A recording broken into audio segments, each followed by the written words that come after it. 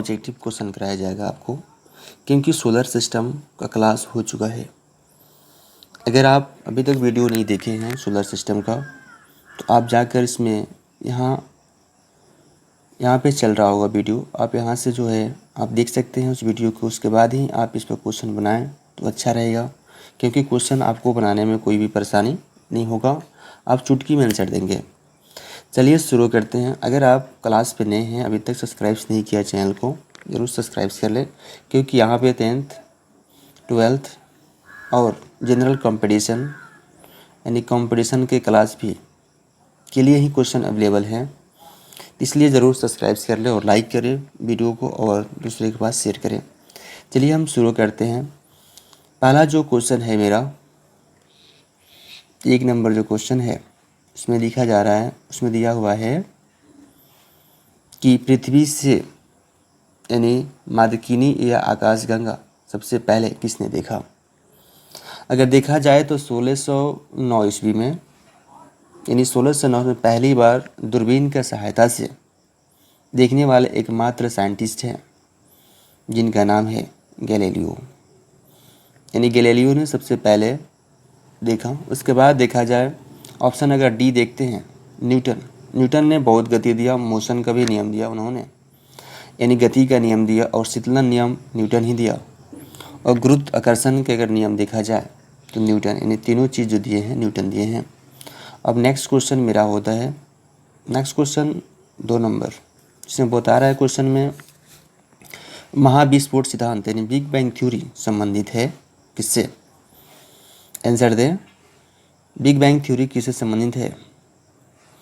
अगर इसको देखा जाए तो 1894 से 1896 के बीच इस सिद्धांत का खोज किया गया है। इस सिद्धांत जो है वह ब्रह्मांड से उत्पत्ति से संबंधित है, इसलिए क्योंकि इसमें महाद्वीपीय स्थापना तो होगा नहीं, यानी राइट आंसर जो होगा ब्रह्मांड से उत्पत्ति से होगा। अब नेक्स्ट क्वेश्चन की हम बात करते हैं। नेक्स्ट क्वेश्चन देखिए, धूमकेतु किसके चारों ओर चक्कर लगाती है। क्योंकि इसके पहले मैंने बताया था, यहाँ देखिए क्वेश्चन देखिए, धूमकेतु किसके चारों ओर चक्कर लगाती है। क्योंकि धूमकेतु एक ग्रह ही है जिसे हम पुच्छल ग्रह कहते हैं। तो जब मैंने इसका क्लास जब कराया था आपको, तो उसमें बताया था पुच्छल ग्रह किसके किसके बीच है, और उसके शुद्ध ग्रह के बारे में बताया था मैंने। अगर इसको देखा जाए, ये देखिए, ये सूर्य, सभी जितने भी ग्रह हैं यानी 8 ग्रह जो ब्रह्मांड में हैं वो सभी सूर्य ग्रह चक्कर लगाते हैं। उसके साथ साथ धूमकेतु भी है, वह सूर्य का ही चक्कर लगाता है। अगर क्रम के अनुसार देखा जाए ग्रहों के बारे में, पृथ्वी है जिस पर एकमात्र मानव निवास करता है इस पृथ्वी पर। उसके बाद पृथ्वी में यहाँ पर ऑक्सीजन भी है, O2 है, और देखा जाए तो वाटर भी यहाँ अवेलेबल है पृथ्वी पर। हम बात कर लेते हैं शुक्र का। शुक्र जो है ये सूर्य हो गया, सूर्य के बाद हमारा बुध हो गया, बुध के बाद यहाँ शुक्र हो गया। क्योंकि मैंने क्लास पिछले कराया उसमें बताया है आपको, तो शुक्र पृथ्वी से दूसरा नंबर पाता है और सबसे चमकीला ग्रह कहा जाता है। शुक्र को सबसे चमकीला ग्रह कहा जाता है। और शुक्र, उसके बाद शुक्र भोर का तारा कहा जाता है, इवनिंग स्टार शुक्र को ही कहा जाता है। इस तरह तमाम जानकारी मैंने उसमें दिया है। अब बात रहता है बृहस्पति के बारे में, कुछ बता देते हैं आपको। बृहस्पति जो है वह सबसे यानी ब्रह्मांड का सबसे बड़ा ग्रह है बृहस्पति। और इसके बाद क्रम के अनुसार अगर देखा जाए तो पहले सूर्य के बाद देखा जाए तो आपको बुध के बाद शुक्र के बाद मंगल, पृथ्वी के बाद मंगल के बाद क्या, बृहस्पति। इस तरह क्रम है। उसके बाद इसका आंसर, राइट जो आंसर होगा आप, उसके राइट आंसर क्या होगा, सूर्य में एक प्रक्रिया होता है जो हाइड्रोजन से हीलियम में चेंज होता है, जिसका नाम है नाभिकीय संलयन। अब उसके बाद नेक्स्ट क्वेश्चन देखिए। नेक्स्ट क्वेश्चन आपका 4 नंबर है। 4 नंबर में जब अर्धचांद्र होता है, यानी जब क्या होता है, यानी अर्धचंद्र ग्रहण लगता है, उस समय क्या होता है। कहता है अर्धचंद्र ग्रहण सूर्य और पृथ्वी और चंद्रमा के मध्य का कोण कितना डिग्री का बनता है। जब ये प्रक्रिया होता है तो समकोणीय बनता है, यानी सीधा सीधा, यानी 90 डिग्री कोण पर बनता है सूर्य, चंद्रमा और पृथ्वी के बीच। इसका जो आंसर, राइट जो आंसर होगा वो होगा 90 डिग्री। चलिए अब नेक्स्ट क्वेश्चन देख लेते हैं। ये क्वेश्चन मेरा 5 नंबर है। ये क्वेश्चन 5 नंबर है। निम्नलिखित में से कौन सा सौर प्रणाली से संबंधित नहीं है, यानी सोलर सिस्टम से कौन से इसमें जो ग्रह हैं वह संबंधित नहीं है। इसमें देखा जाए तो ब्रह्मांड में असंख्य आकाशगंगा यानी गैलेक्सी है। प्रत्येक आकाशगंगा के पास, यानी प्रत्येक जो आकाशगंगा है हमारे, प्रत्येक आकाशगंगा के पास 100 मिलियन एवरेज तारे हैं, यानी स्टार हैं। क्या है? स्टार हैं। उसके बाद देखा जाए तो उसमें हाइड्रोजन, हीलियम, सभी जितने भी ग्रह हैं उसमें हाइड्रोजन से हीलियम के रूप में चेंज होते हैं। सभी ग्रह देखा जाए तो हाइड्रोजन से हीलियम के रूप में होता है। इसका आंसर जो राइट होगा, ये ग्रहों को देखा जाए तो ग्रहों में देखा जाए तो क्षुद्र ग्रह आता है। उसके बाद धूमकेतु भी आता है, ग्रह भी आते हैं, उल्का पिंड भी आते हैं। परंतु उल्का पिंड के अलावा ये नीहारिका जो है ये मेरा सौर प्रणाली से संबंधित नहीं है। इसका राइट आंसर क्या होगा? नीहारिका। अब नेक्स्ट क्वेश्चन 5 नंबर है। 5 नंबर देखा जाए 6 नंबर। सूर्य की चारों ओर परिक्रमा करने वाले ग्रहों की कुल संख्या क्या है? मैंने सबसे पहले बता दिया था कि ये सूर्य हो गया। सूर्य के बाद यहाँ क्या हो गया?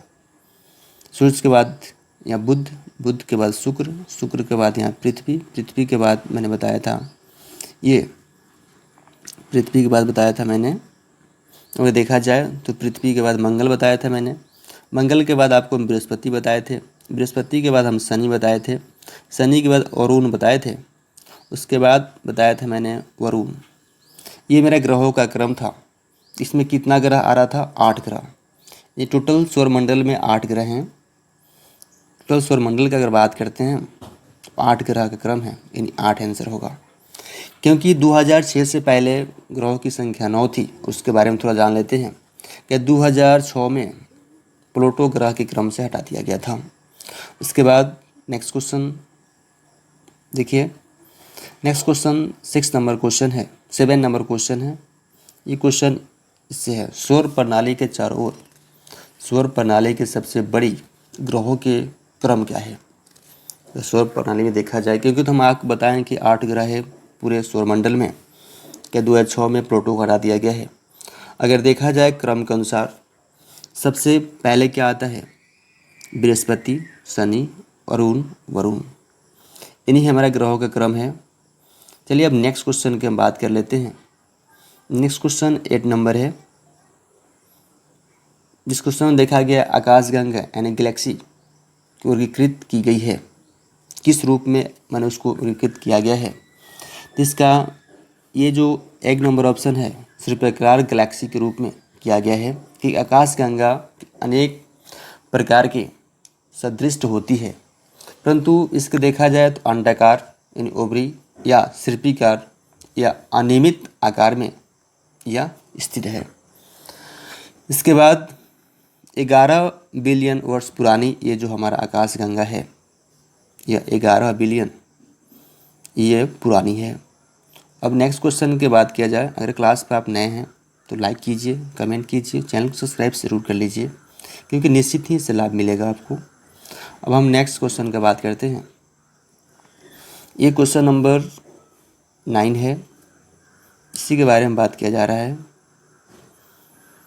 इसमें देखिए निम्नलिखित कहता है, निम्नलिखित में से किन ग्रहों की कोई उपग्रह नहीं है? यानी अब बताया था मैंने कि पृथ्वी के पास कितना उपग्रह है? 1 चंद्रमा, जबकि मंगल के पास 2 मैंने ग्रह बताया था।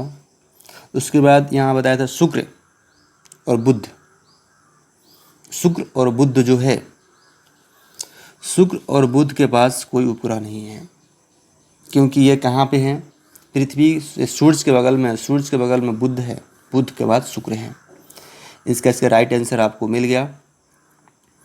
अब हम नेक्स्ट क्वेश्चन की बात करते हैं। वो 10 नंबर क्वेश्चन है। इसमें लिखा हुआ है कि निम्नलिखित में से कौन सा बृहस्पति का उपग्रह नहीं है? यानी बृहस्पति का कौन सा उपग्रह नहीं है?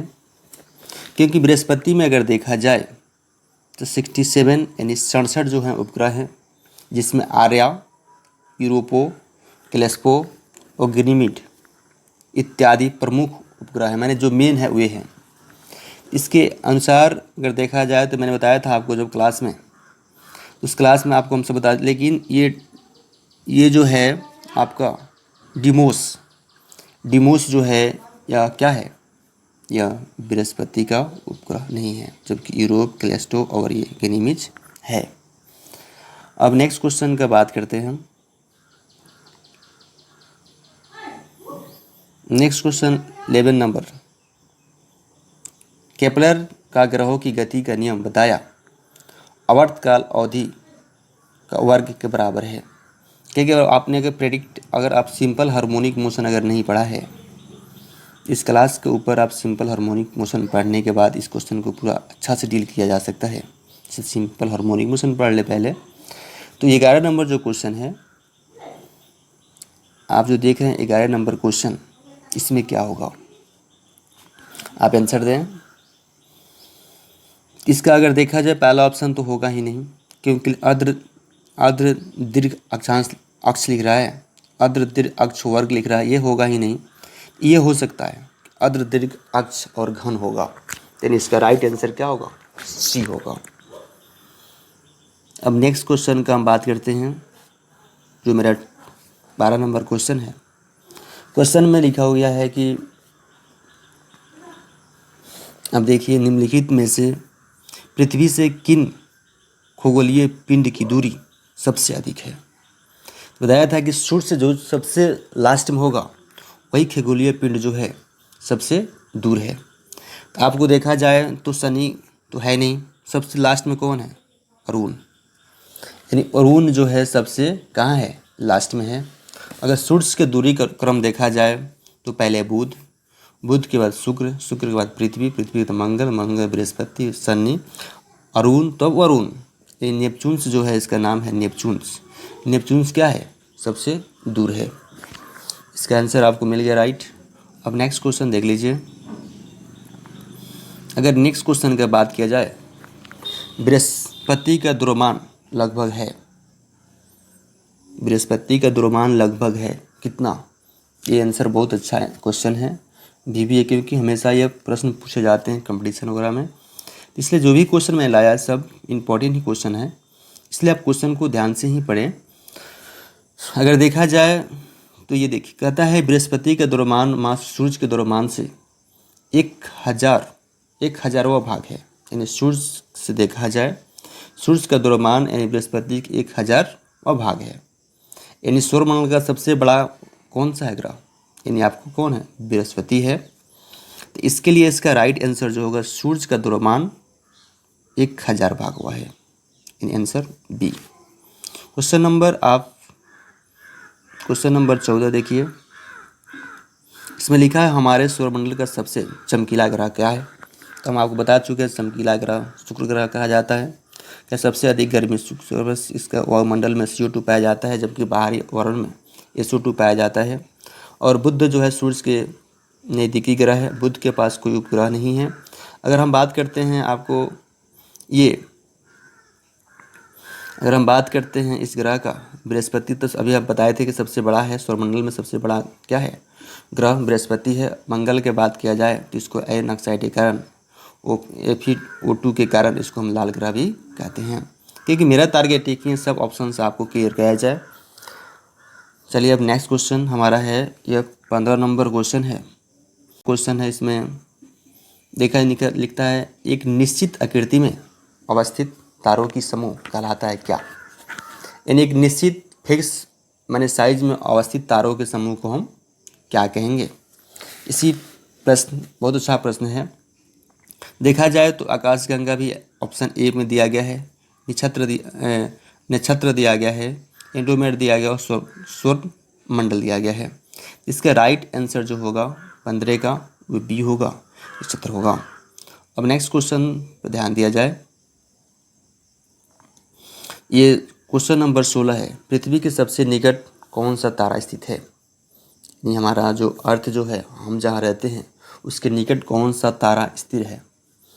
अगर देखा जाए उसके निकट का बात किया जा रहा है, इसका निकट तारा सूर्य जो है क्या है? तारा है। सूर्य जो है तारा तो ही है ना। पृथ्वी का निकटतम तारा सूर्य है। अतिरिक्त पृथ्वियों से 10 सर्वाधिक न्यूनतम और दीप्तमान तारों की सूची दिया गया है। अगर आप इसमें डाउनलोड करेंगे, जब आप नीचे जाएंगे स्क्रॉल करके, तो आपको पता लग जाएगा। तो अब नेक्स्ट क्वेश्चन जो है हमारा, हम नेक्स्ट क्वेश्चन की बात करते हैं। ये क्वेश्चन नंबर कितना है? 17 है। इसमें सौरमंडल में किन ग्रहों की पृथ्वी से सबसे अधिक समानता है? कि जो कि मैंने वीडियो जब आप जिस क्लास इसके पहले सौरमंडल अगर नहीं किया है तो उसमें सब चीज़ बताया गया, समानता, उसी पर ये क्वेश्चन मैंने ऑब्जेक्टिव लेकर आया था। तो शुक्र जो ग्रह है, शुक्र ग्रह जो है वह क्या है? अधिक समानता है शुक्र ग्रह से पृथ्वी के बीच, क्योंकि सौरमंडल में शुक्र ग्रह की पृथ्वी से सबसे अधिक समानता है, क्योंकि इसका आकार यानी इसका साइज, उसके बाद इसका डेंसिटी, मास, व्यास पृथ्वी के समान है, इसलिए शुक्र ग्रह पृथ्वी के जुड़वा बहन कहा जाता है। इसका रीज़न यही है कि इस पृथ्वी का बहन किसको कहा जाता है? जुड़वा बहन शुक्र ग्रह कहा जाता है। बुध के बारे में जान ही रहे हैं आप। मंगल के बारे में बताया गया, प्लूटो 2006 में ग्रह की संख्या से हटा दिया गया था प्राग सम्मेलन में। अब नेक्स्ट क्वेश्चन का हम बात करते हैं। नेक्स्ट क्वेश्चन है 18 नंबर, सौरमंडल में सबसे गर्म ग्रह कौन कहा जाता है? हॉट ग्रह कौन सा है सौरमंडल में? शुक्र ग्रह जो है सबसे गर्म ग्रह है, जबकि लाल ग्रह पूछता है तो मंगल है।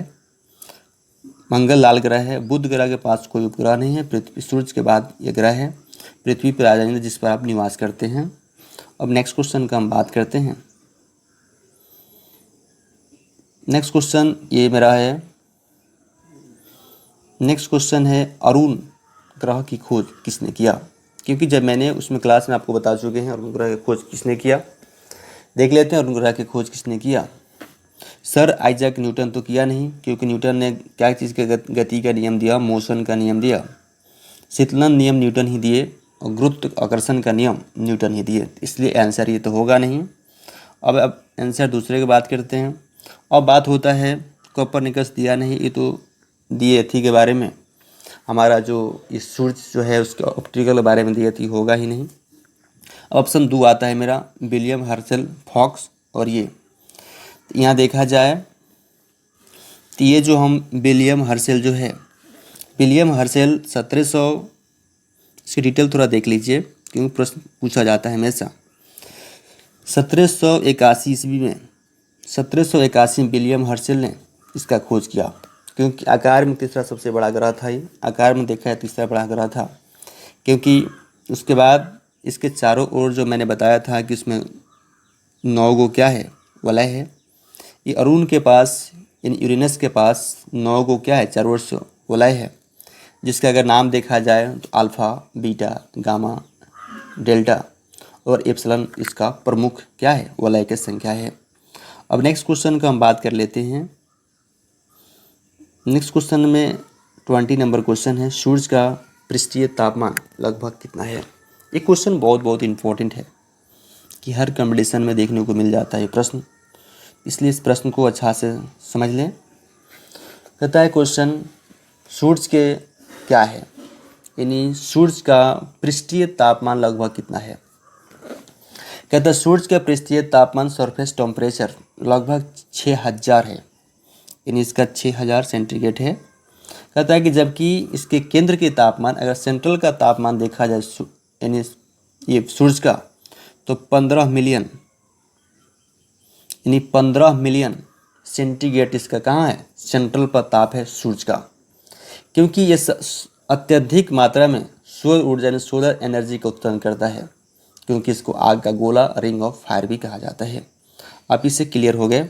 अब नेक्स्ट क्वेश्चन और लास्ट क्वेश्चन मेरा है, क्योंकि मैंने इसमें 21 क्वेश्चन आपको कराया, 21, इसका आंसर आपको कमेंट बॉक्स में देना है कि इसका 21 नंबर का आंसर क्या होगा। उसके बाद कमेंट बॉक्स में इसका आंसर दें। उसके बाद मैंने ऑब्जेक्टिव लेके आऊँगा, इस क्वेश्चन के बारे में हम चर्चा करेंगे। अगर आपने अभी तक इस चैनल को सब्सक्राइब नहीं किया है स्टार जीएस एकेडमी को, तो अभी ही जाकर सब्सक्राइब करें, क्योंकि आपको ऑब्जेक्टिव का 100% गारंटी लेता है, आपको क्लियर कराएगा और सब्जेक्टिव भी पूरा क्लियर कराएगा। लेकिन आप अगर 10th, एक बार फिर बताता हूँ, 10th 11th 12th या आप कंपटीशन की तैयारी कर रहे हैं, आर्मी नेवी की तैयारी कर रहे हैं, तो आपके लिए हर चैप्टर बाय चैप्टर ऑब्जेक्टिव प्रश्न लेके आएगा, क्योंकि इससे बाहर कभी नहीं जाएगा। आपको जो मैंने चैप्टर कराऊंगा उसके अनुसार आपको ऑब्जेक्टिव लेके आएंगे, हर चैप्टर बाय चैप्टर। इसलिए ध्यान दें। Bye bye, take care.